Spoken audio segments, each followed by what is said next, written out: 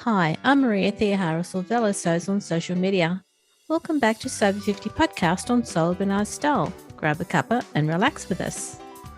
On Sew Organised Style podcast, I begin today by acknowledging the traditional custodians of the land on which we record this podcast and pay respects to the elders past and present.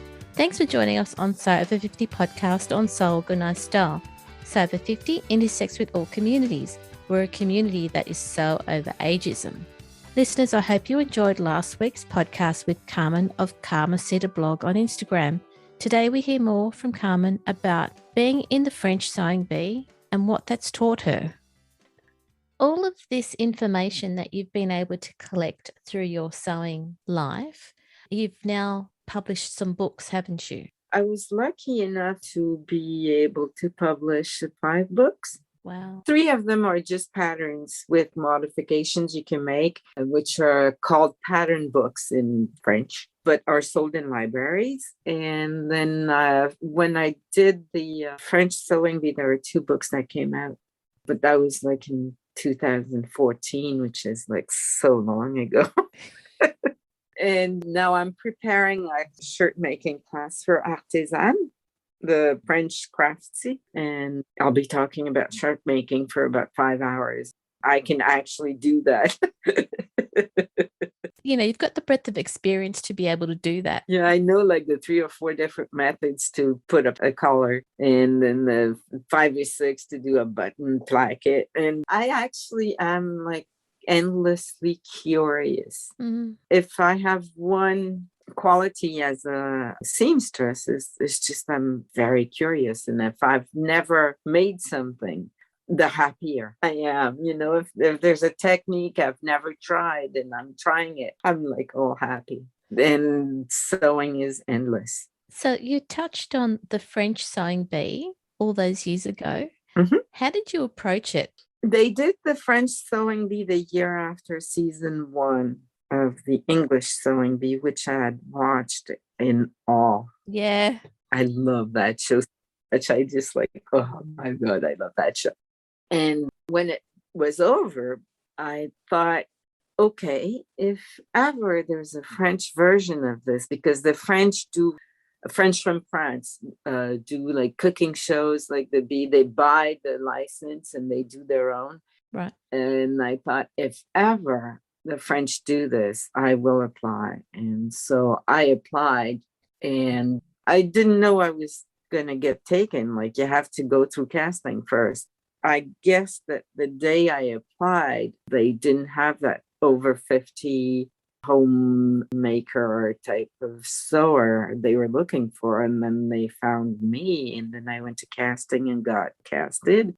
But there's a recipe to the casting. There's always a very young and inexperienced sewer, and there's always a couple of guys who are doing well but are learning all the time. And then there's like always the young 30-ish businesswoman who makes her own clothes, and then there's someone older, and then there's like the retiree, and they have stereotypes that they fill in, right?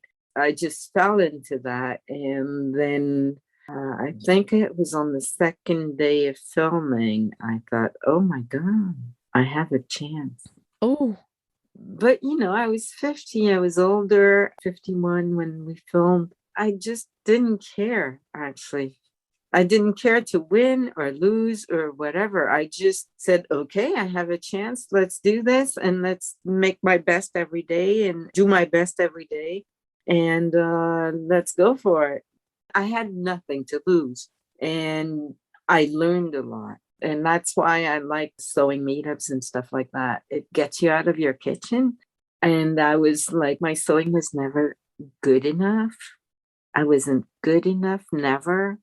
Because you're alone in your kitchen and you get focused on what you're doing, and you never let go. And you'll start your sleeves like 5 times because they're wrong, and then you explode them in your sleeve. You'll never be good enough. And you never let go. And that's what the show taught me, is that I can let go. What I do is fine. And If it's wearable and washable, then it's fine. You can let go. There's no sewing police, right? No one's ever going to come to you and say, this is not straight, please. That's awful. No one's ever going to say that. It's a process, which, at tea time is very different from what I'll know in 5 or 6 years' time, because it comes with practice. You need to practice and make it. And I've been practicing all the time in my kitchen, and I didn't know that actually I was sewing okay.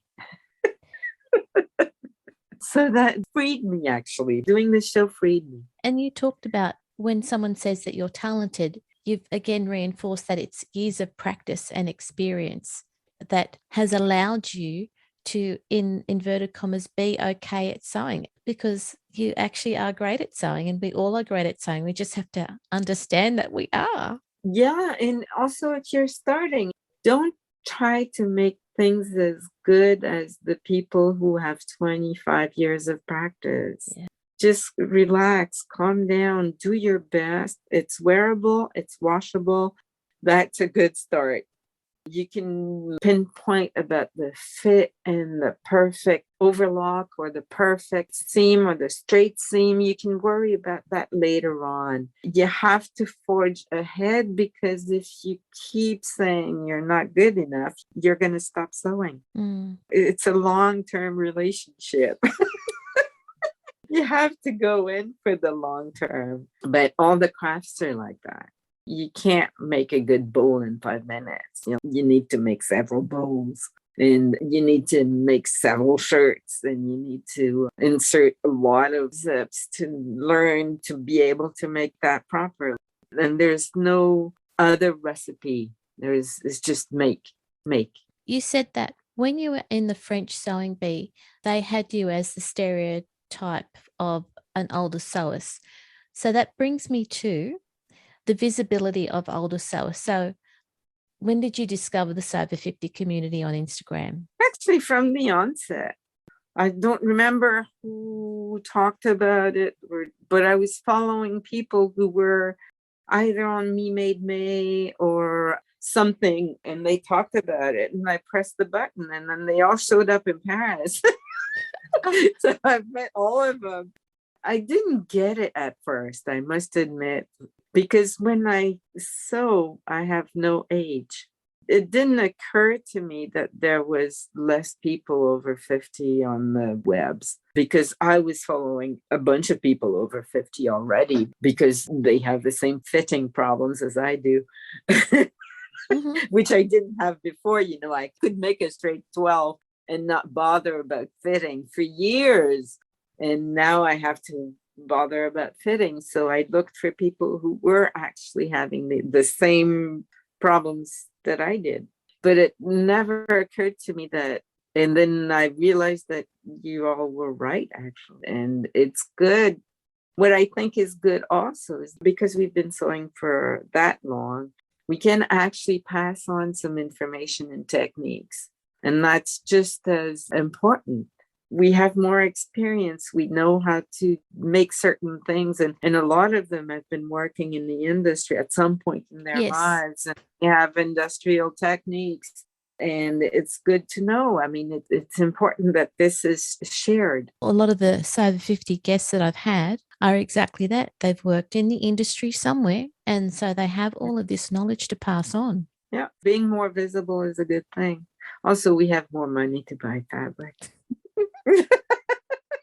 We have disposable income. So that's right. So there are a couple of reasons why people who are over 50 should be watched and listened to and enticed to sew. Yeah. After the show, of course, it was in 2014. So if you think about it for 5 minutes, in TV time, it's a really, really long time because TV memory is not that long. But I'm still fabric store famous because whenever I go in any of the stores around here, I never take 10 centimeters or half a meter for a project.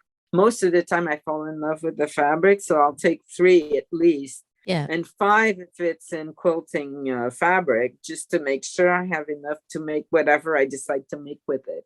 So they love me. So that's the definition of fabric store famous. Yes. I want to have brooches, like a fabric store famous brooch or something. Like I asked a friend to work on it, but her 3D printer just went poof. So it's not going to be for now, but we're going to have like fabric store famous pins. Oh, I want to see that on Instagram when they're done. Yes, it's one of my side projects. Sewing is also my lifelong companions. There are times in my life where I didn't sew at all, but it followed and accompanied me throughout my life. And it's a never-ending learning curve, which I love that too. You learn something new every day, and I like that. And it's vast. It's huge. I mean, if you get into coat making and bra making and panty making, there's a learning curve everywhere. If you make jackets, whether by hand or tailored or whatever, it's another learning curve. I think learning is the main motivation. You learn every day, and I love that. Can we talk about decision making? Oh, yes. That's one area in my life where I make all the decision and I'm in control. I'm in total control of what I'm doing. It takes a while to get there, but once you're there, it's like, yes. You decide on all the finish and all the details, and you decide on the buttons, and you decide on everything. Everything is a decision that you make to achieve what you see in your mind, and it's just magic. I love it. It is. Carmen, how fun was it to be on the French Sewing Bee? It was so much fun. And also what I liked is one of our judges at work with one of my heroes at Balenciaga.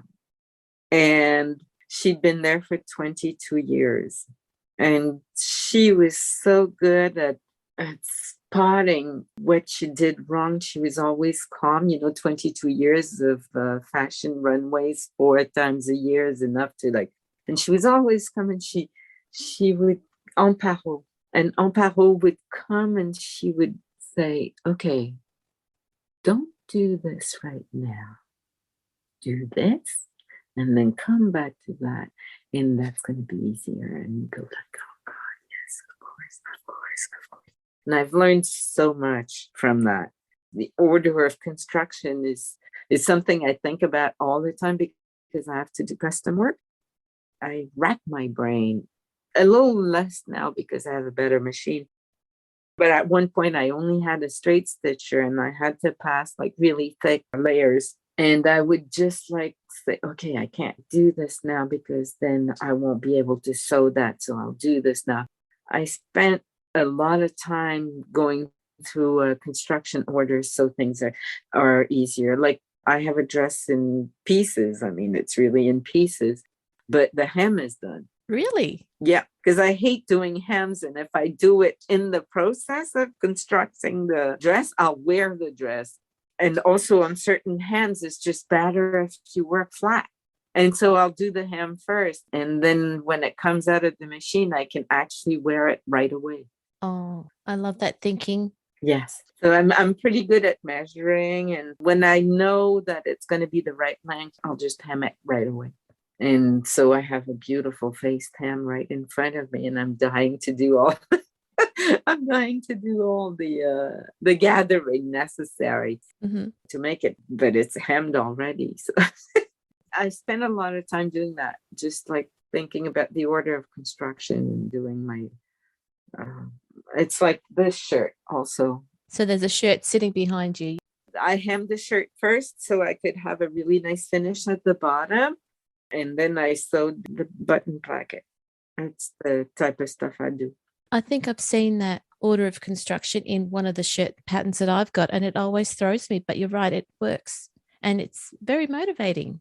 Well, yeah, because when you do put the color, then it's finished. Mm. You don't have to go back and hem, and sometimes you have to stop sewing. On some line dresses, they'll instruct you to do the lining, especially sleeveless dresses, and then you have this long seam that does all the lining and stuff. And you always have like a big thing under the arm, which is really Uncomfortable. So what I do is that I stop sewing about 5 centimeters before it intersects, and then I do all the side seams, and then I go finish the curved seam, and it's always better. It always looks better and it always feels better because that seam is dominant, right? That's the last seam that I barely ever read instructions anymore. It comes with experience. But sometimes I do look at them because sometimes, they'll bring a new thing or they'll have a new way of doing things and you go, oh, why didn't I think of that? And you're all happy because you've learned something else. Carmen, where can people find you so that they can learn from you? These days, I'm mostly on Instagram and Twitter. I also have a Facebook, and all the posts are cross-posted. So if you choose your platform, and you'll find me there. One day I'll have enough bandwidth to do like Twitch lives. My son keeps insisting I should be on Twitch or on live somewhere so people can see me and ask questions while I'm sewing.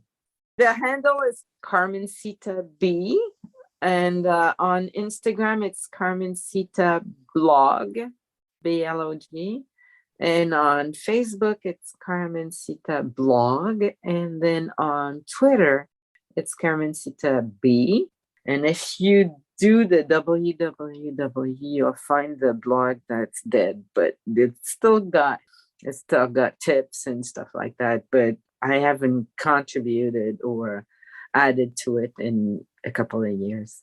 Carmen, thank you so much for your time today on the podcast. I'm so glad I've met you. I love you so much. Keep on traveling and keep on sewing, and let's meet. We'll meet. I hope so. We'll do that. That'll be good. Thank you for being on the Sew Over 50s podcast. I know that listeners have seen you and now they're going to hear from you. I'm speechless. I'm so glad that you're here. Thank you so much for being on the podcast. Have fun sewing and see you soon. All right then. Thank you, Carmen. Thank you for having me. This episode for Sew Over 50 podcast on Sew Organised Style was produced by me, Maria Theoharis, with permission of Carmen. Sound by bensound.com. Listeners, if you want to provide a guest post for Sew Over 50, make sure you direct message Judith and Sandy at the Sew Over 50 account on Instagram. Also, keep an eye out for the next Sew 50 Live event that Bird and Molly are hosting. Remember, these Sew Over 50 Live events will always be available on the Sew Over 50 account. You can subscribe to Sew Organised Style podcast, but with an S, not a Z, on all good podcast apps. Make sure you go back and listen to our free Sew Over 50 podcast archive. And if you can, consider supporting the production of this podcast on Patreon so I can keep producing it for you. We look forward to joining you in your sewing room next time. Stay safe, everyone.